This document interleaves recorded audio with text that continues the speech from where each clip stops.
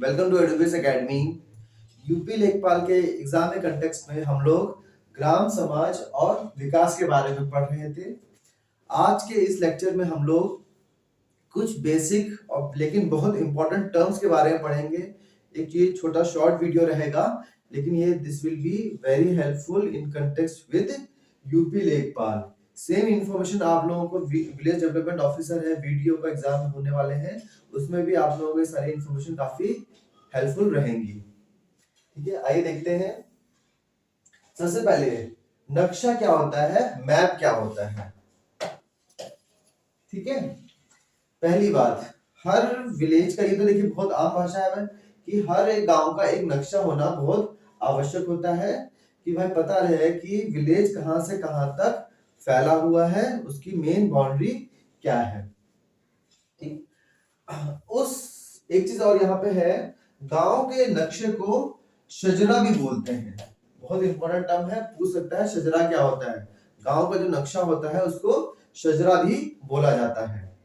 अब इस नक्शे में इंफॉर्मेशन क्या क्या होगी, देखिए। एक तो ये गांव है, तो गांव की चौहद्दी, एक गांव है विलेज, तो उस विलेज की चौहद्दी के बारे में इंफॉर्मेशन होगी। और उस गांव के अंदर जो खेत होंगे उनकी चौहद्दी के बारे में भी इस मैप या नक्शे में, इसको हम शजरा बोलते हैं, शजरा भी बोलते हैं। शजरा में या फिर विलेज के मैप में गांव की चौहद्दी होगी और गांव के अंदर उपस्थित खेतों की चौहद्दी भी होगी। अब देखिएगा, ये जो मैप बनता है, गांव का जो नक्शा बनता है, उसकी प्रिपरेशन के लिए और उसके रेगुलर उसकी अपडेशन के लिए लेखपाल, जिसके लिए आप लोग तैयारी कर रहे हैं, आप लोग अगर सिलेक्शन हो जाता है तो आप लोग की ये जिम्मेदारी बनेगी कि आप लोगों का एक एरिया आपको मिलेगा कि भाई आप लेखपाल बन गए हैं, आप इस गांव को देखिए। तो जो गांव आपको मिलेंगे जिनके बारे में आप लोगों को वहां पे विजिट करना पड़ेगा और वहां के मैप के बारे में आप लोगों को प्रिपरेशन करनी पड़ेगी और अपडेशन करनी पड़ेगी। तो जो एरिया मिलता है आपको कि आप इस गांव में विजिट करेंगे, उसको कहते हैं हल्का। उसको क्या कहते हैं, हल्के कहते हैं, मतलब डेजिग्नेटेड एरिया कहते हैं। ठीक है, तो आप लोगों का काम क्या रहेगा लेखपाल का, कि वो अपने एरिया जो उनको अलॉट है वहां पे जाएंगे, जिनको हल्के कहते हैं। ठीक है, वहां पे जाएंगे और कितनी बार जाना होगा साल में, आपको कम से कम 3 बार जाना पड़ेगा। हर गांव में, डेजिग्नेटेड एरिया के हर गांव में आपको कम से कम 3 बार जाना होता है निरीक्षण करने के लिए कि भाई प्रिपरेशन, जो मैप प्रिपरेशन हुई है वो जैसा मैप में है वैसे ही आप जमीन पे दिख रहा है कि नहीं दिख रहा। अगर नहीं है तो उसको कुछ उसमें अपडेशन किया जाए। तो इसके संबंध में लेखपाल, जिसके लिए आप लोग तैयारी कर रहे हैं अपने डेजिग्नेटेड एरिया के, इसको हम हल्का कह रहे हैं, उसके प्रत्येक गांव में वर्ष में कम से कम 3 बार जाना पड़ता है। और वहां पे जाकर जो सर्वे करते हैं उसको कहते हैं पड़ताल, कहते हैं ना जांच पड़ताल। तो 3 पड़ताल की जाएंगी, वह 3 बार जाना पड़ेगा। एक तो है खरीफ पड़ताल, स्टार्ट्स 10 अगस्त, 10 अगस्त से जाना होगा। एक है रबी पड़ताल 1 जनवरी, एक है जायद पड़ताल स्टार्ट्स 1 में। तो 3 बार जाना पड़ेगा। कब कब, खरीफ पड़ताल, रबी पड़ताल और जायद पड़ताल। नेक्स्ट वर्ड है वो है हम लोगों का खसरा। खसरा क्या होता है देखेंगे। खसरा कोई, ये यहाँ पे दिखा बहुत इंपॉर्टेंट है, ये अधिकार अभिलेख नहीं है, मतलब ये रिकॉर्ड ऑफ राइट नहीं है। ठीक, इसके बारे में देखिए बहुत इंपॉर्टेंट टर्म है। खसरा से आपका कोई ऐसा राइट नहीं हो रहा था, ये रिकॉर्ड ऑफ राइट नहीं है, अधिकार अभिलेख नहीं है, लेकिन this becomes a basis for अधिकार अभिलेख। यह अधिकार अभिलेख की आधारशिला है। इसके बेसिस पे अपने आप रिकॉर्ड किसी जमीन पर आपके अधिकार है उसको क्लेम कर सकते हैं। ऐसा मैं ये नहीं बोल सकता कि ये मेरा क्लेम करने का कोई पेपर है, नहीं, मतलब रिकॉर्ड ऑफ राइट नहीं है, मतलब ये आप किसी को पेश करेंगे ऐसा नहीं बोलेंगे कि एकदम से, लेकिन इसके बेसिस पर आप किसी लैंड पर अपना अधिकार को दर्शा सकते हैं। This is very important. तो आप बोलेंगे भाई आधारशिला और इसमें रिकॉर्ड ऑफ राइट में फर्क क्या हुआ। रिकॉर्ड ऑफ राइट क्या हुआ, जैसे समझ लीजिए डायरेक्ट हो गया, ठीक है। हाँ, जैसे भाई मतलब कि आपको जैसे ओनरशिप मिली हुई है, ठीक है, आपकी गाड़ी है, उसके आपको ओनरशिप मिली हुई है, तो गाड़ी आपकी है, आपने पेपर दिखा दिया। वैसे ही यहाँ पर है, कोई जमीन है, आपको शो करना है कि किस बेसिस पे आप शो करेंगे, तो वो बेसिस क्या रहेगा, वो खसरा बेसिस है, कि खसरे के बेसिस पे आप ये क्लेम कर सकते हैं कि ये जमीन जिसका खसरा मेरे नाम है वो जमीन मेरी है। तो ये आधारशिला है, but this is not a record of rights. This is very important point. अब देखिए क्या होता है खसरे के बारे में और क्या है। खसरा जो है वो कृषि संबंधी कानूनी दस्तावेज है, बहुत इंपॉर्टेंट है, ये कृषि संबंधी है, कानूनी दस्तावेज है। इसके बारे में इंफॉर्मेशन क्या क्या होगी, गांव के जमीन के टुकड़े और उस पर उगाई जा रही फसलों का ब्यौरा होता है। खसरे में क्या होता है, गांव में कितनी जमीन के टुकड़े हैं और उस पर कौन कौन सी फसलें उगाई जाती हैं, उसका जो ब्यौरा होता है वो खसरे में होता है। दूसरी चीज और क्या इंफॉर्मेशन दी जाती है खसरे में, मैंने आपको क्या बताया, गांव में जो टुकड़े हैं और उन पर होने वाली कृषि या फिर फसलों का ब्यौरा होगा। सेम चीज यहाँ पर है और उसको और कंटिन्यू कर रहे हैं, हर खेत और उसका क्षेत्रफल उसके बारे में बताया जाएगा। खसरे में हर खेत के बारे में इंफॉर्मेशन होगी और उसके एरिया या क्षेत्रफल के बारे में इंफॉर्मेशन होगी। खेत का मालिक कौन है इसके बारे में इंफॉर्मेशन होगी खसरे में, और उस पे कौन कौन से काम करने वाले कृषक मतलब फार्मर्स, जो बाकी फार्मर्स होते हैं जो उस पर्टिकुलर लैंड पर काम कर रहे हैं, उनके बारे में भी इसमें इंफॉर्मेशन होगी।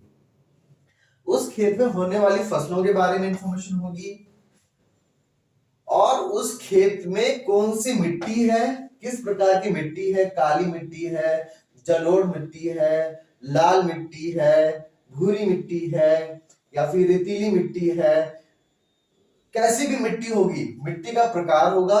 खेती के लिए कौन सबसे ज्यादा आवश्यक क्या होता है, मिट्टी, तो मिट्टी का विवरण यहाँ पर बहुत इंपॉर्टेंट होता है। खसरे में मिट्टी का विवरण होता है और उस मिट्टी पर किस प्रकार के वृक्ष उगाए जा रहे हैं या उग सकते हैं उसका विवरण भी होगा।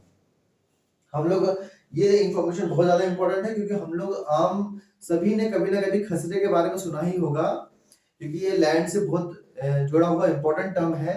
लेकिन खसरे से जब भी ये खसरा वर्ड सुनते हैं तो हमें सिर्फ एक लैंड समझ में आता है कि हाँ भाई लैंड पर किसी जमीन पर मालिकाना हक जताने के लिए खसरे का उपयोग किया जाता है। लेकिन हमें ये जान के मतलब बहुत इंपॉर्टेंट अलग इंफॉर्मेशन है कि उसमें और क्या क्या इंफॉर्मेशन होगी, खेत, क्षेत्रफल, उसका मालिक कौन है, उस पर काम कौन कर रहा है, उस पर कौन सी फसल की जा रही है, मिट्टी का प्रकार क्या है, कौन कौन से वृक्ष उस पर उग सकते हैं, इन सबकी इंफॉर्मेशन खसरे में दी जाती है। बहुत इंपॉर्टेंट टर्म है। यहाँ पर एक एसोसिएटेड इंपॉर्टेंट इंफॉर्मेशन आप लोगों के सामने हम शेयर करते हैं, बहुत इंपॉर्टेंट इंफॉर्मेशन है कि जो पटवारी प्रणाली है, इसके लिए नया टर्म रहेगा, आप लोगों ने सुना तो होगा ही, लेकिन अभी हम इसका लेखपाल से कनेक्शन देखेंगे। पटवारी प्रणाली है वो शेरशाह सूरी के जमाने से स्टार्ट हुई थी। उसके बाद जब मुगल्स आए, मुगल एम्पायर आया, तो उन्होंने इसमें कुछ फेरबदल किया, इसको कंटिन्यू रखा, ब्रिटिशर्स ने इसको कंटिन्यू रखा, इनफैक्ट इंडियन गवर्नमेंट ने भी पटवारी प्रणाली को कंटिन्यू रखा। लेकिन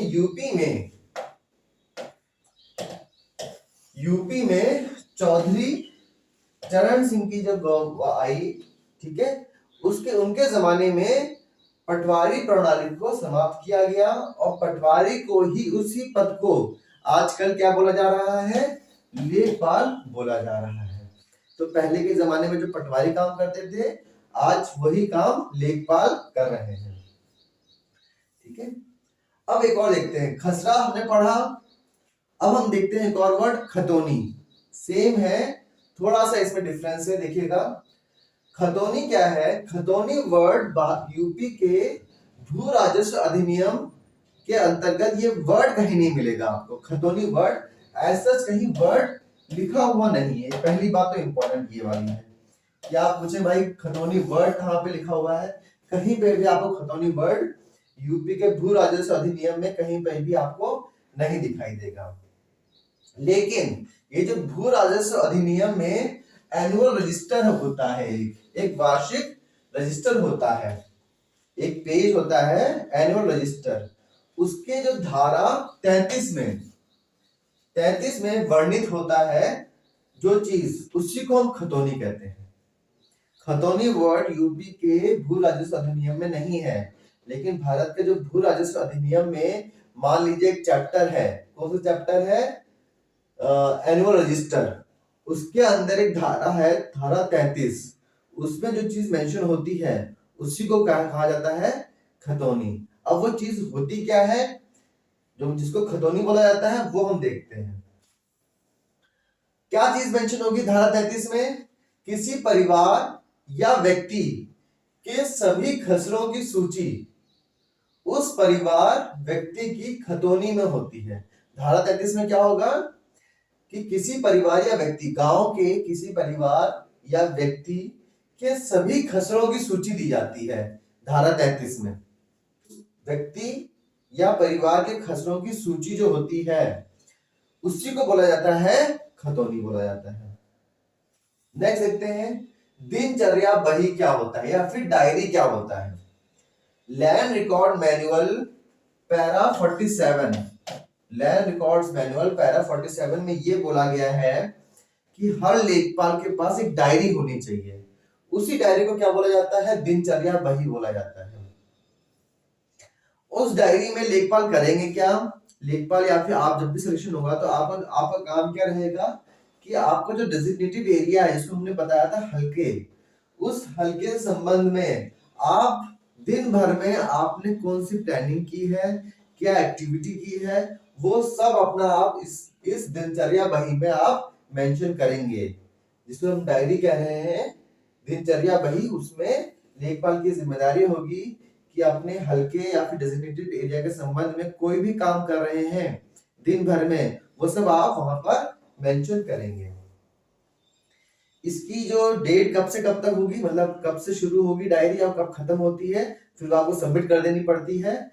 वो शुरू होती है 1 अगस्त से। जैसे मान लीजिए अभी 2022 चल रहा है तो 2022 के 1 अगस्त से शुरू होगा और 2023 के 31 जुलाई तक वो वहां पे जाके एंड हो जाएगी। फिर वो आपको अपनी डायरी आगे सबमिट करनी पड़ेगी। एक और वर्ड होता है खेवट। खेवट क्या होता है? देखिए, खेवट होता है जमींदार का रजिस्टर होता है। खेवट मतलब बहुत आम भाषा में बोलेंगे, जमींदार का जो रजिस्टर होता है उसे हम खेवट बोलते थे। पहले आप लोगों को पता है, पहले इंडिया में भारत में जमींदारी प्रथा थी, लेकिन आजादी के बाद जमींदारी प्रथा को समाप्त कर दिया गया। तो वही देख रहे हैं हम लोग कि भूमि सुधार अधिनियम 1950 से पहले क्या था?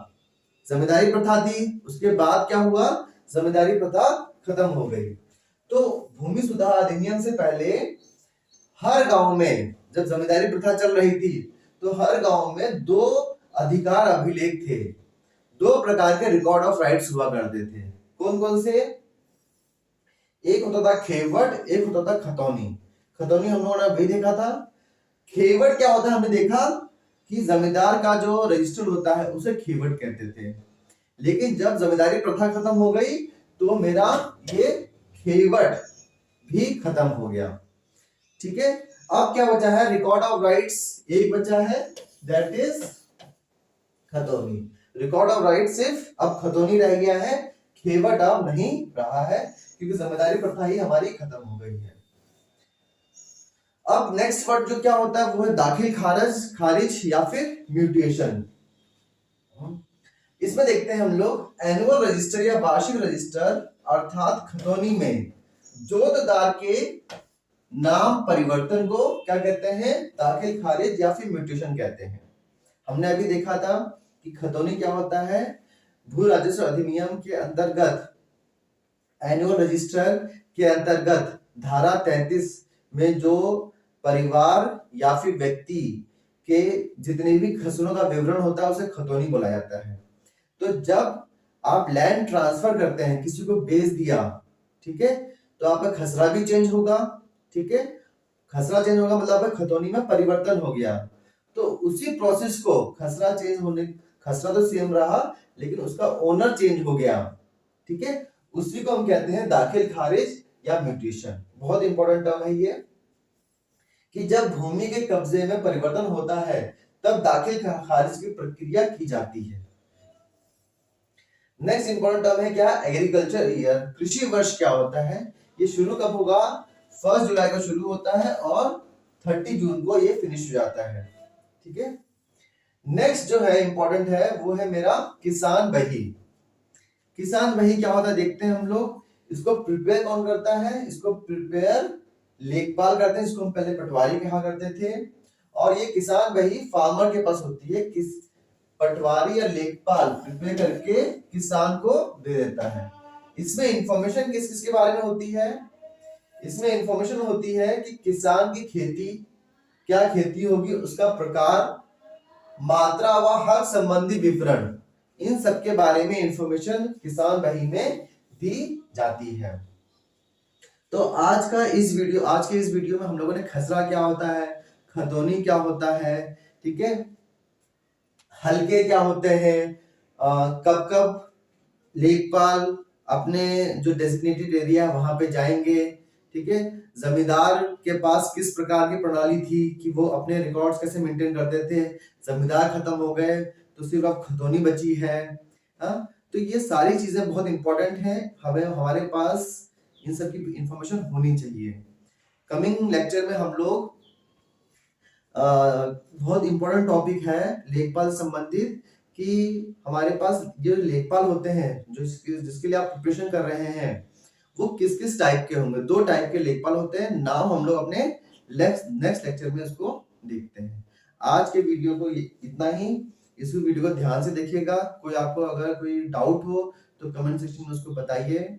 चैनल को लाइक करें, सब्सक्राइब करें और शेयर करें ताकि मैक्सिमम लोगों के पास ये इंफॉर्मेशन पहुंच सके। Thank you very much.